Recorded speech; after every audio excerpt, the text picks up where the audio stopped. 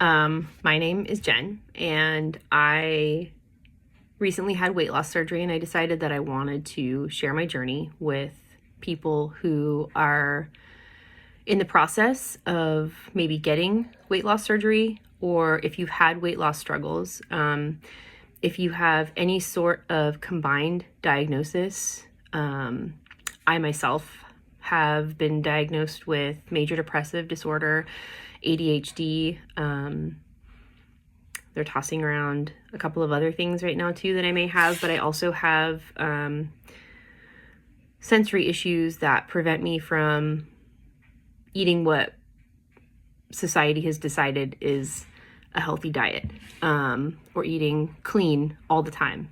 And so a lot of those things and issues led me to where I am and where I was, which was not a healthy place. In 2024, I reached probably my highest weight ever. And it's hard for me to share it out loud, but I was 280 pounds. And there's a chance that at some point in the past, I may have been slightly higher than that. I do know that I never reached 300 pounds. But there were times in my life that I didn't weigh myself, and I probably weighed a little more than 280, but my highest recorded weight with my doctors was 280 pounds. And when that happened, I was already in the process of getting approved for weight loss surgery. And when I had initially started the process of getting approved, I did have, an unhealthy BMI, but my BMI was not high enough alone to be approved for weight loss surgery according to industry standards and what insurances require, which is unfortunate. But also I think that there's a whole topic there about BMI that needs to be discussed, because that alone as an indicator of your health it's not the best indicator of whether or not you're actually overweight, because there are lots of people out there who are fitness buffs and, super, super ripped people who, because of their height and weight, meet the requirements for weight loss surgery. It's crazy.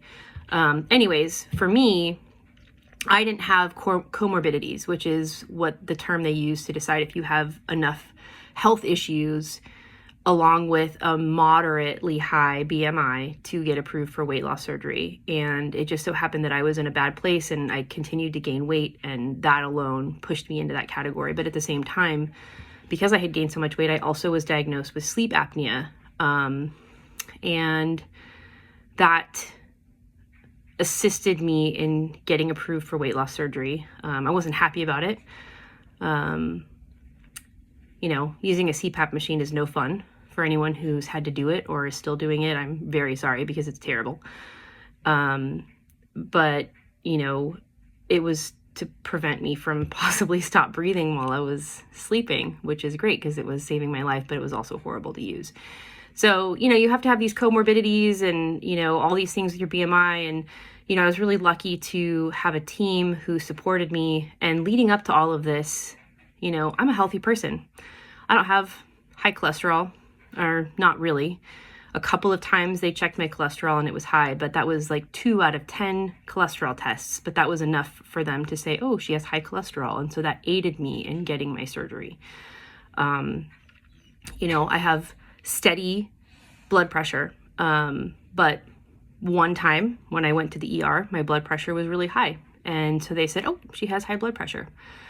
And so as annoying as that can be, it also aided me in my journey. And so on December 26th of 2024, I had weight loss surgery, and the type of surgery I had is actually called a SIPS procedure. And it's a combination between essentially a gastric sleeve and a duodenal switch, or duodenal switch, however you want to pronounce it. I'm sure I'm saying it wrong. And I decided on that surgery because it has a higher long-term success rate for overall weight loss, as well as weight maintenance. It has a higher rate of, lower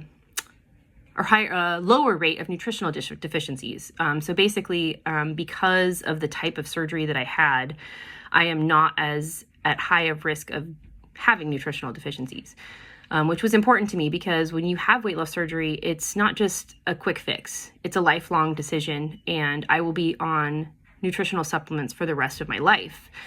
And it was important to me that I chose a surgery, that was approved by my health insurance, which it was, and I'm lucky that it was, and to also choose a surgery that was going to be healthy for me. Because I have ADHD, I struggle with taking medications regularly. It takes a really long time for me to build habits. I think, neurotypical people build habits within anywhere from 3 to 7 weeks. It takes me like 6 months to build a habit. And then even then, I still forget to take my medications, and that's with timers every day and alarms and my watch and my phone, and I write stuff down. I have the pills in front of me. Doesn't matter. I still forget. And sometimes it just feels hard to do it. So I felt like getting a surgery that was going to help me in the long run not have nutritional deficiencies and help me absorb what I was actually eating better was smarter for me. And I am, lucky that my insurance covered this surgery, because a lot of them don't. A lot of insurances only cover gastric sleeve or gastric bypass. And I think that's a mistake. I think that insurance could branch out and really look at covering these other types of surgeries. Duodenal switch for people who are over, 400 pounds or more is much more successful long-term and has less side effects. And I'm not a doctor, obviously. I am just a regular person who did a lot of research and talked to a lot of physicians and had a lot of help along the way to make these decisions. And so if you are in the process, I highly urge you to do your own research, talk to everyone you know who's had surgery, learn everything you can, do everything you can. And it's not a decision to be made lightly. And I say that coming from a place where I've been struggling with my weight since I was in my early 20s. In the future, I'll maybe discuss what it was like growing up as a skinny kid and then getting overweight when I was older, because it's different a little bit. Weight loss is hard for everyone, but when you go from being a skinny kid to being overweight and you don't really understand why, it makes things harder, I think, a little bit, because you don't really ever know. Even when you grow up and you're overweight, you still struggle with knowing why. Like, why is this happening to you? Why am I like this? It's a whole other topic. But basically, the part where I'm at in my journey is that I'm 7 weeks out from my surgery. Like I said, I had it on December 26, 2024. And since my highest weight recorded with my doctor's office in August of 2024, I was 280. I am now currently at 228. So I've lost a little more than 50 pounds overall. 30 of those pounds have been since I had surgery, which is amazing. It feels a little unreal. I'm actually down a couple sizes in some of my clothes already, which is weird. It's hard because my favorite shirts don't fit anymore. They don't talk about how hard it is to let go of your favorite t-shirt. But just a couple months ago, I couldn't fit into the sweatshirt, and now I do. It's amazing. But it's hard. It's hard work. And so if you are in this journey at any point, please remember that you need support. You need a community. You need to know what you're doing. You need people behind you. And you need a good team of doctors, and a good nutritionist and friends and family and whoever is in your life to support you. You're going to need it. This is just a tool. And so there are several other things that I could address today, but I'm just going to keep it at this. But my journey has been hard, and I'm sure yours has too. And I just want you to know that you're not alone. And if you're about to have surgery, you can do this. It's okay to be nervous. I was nervous too. Even though I have been under anesthesia, unfortunately, more than like 70 times, I was still afraid of going under. I think that's the scariest part. I actually wasn't as afraid of the surgery as I was of the anesthesia. Again, anesthesia scares me, and rightly so. It's scary because you go to sleep counting backwards from 10, and then you wake up and you're like, oh my God, what did they do to me? And you just have these random cuts on your body, and you're like, what just happened? Even though you're getting surgery. because it feels like it happens in a blink of an eye. But wherever you're at, ask all the questions, talk to your doctors. Don't be afraid to ever ask for anything from them, because that's what their whole job is to be there to support you. Talk to everyone you can. You're not alone. You can do this. Stay strong. And I look forward to meeting and talking with everyone more.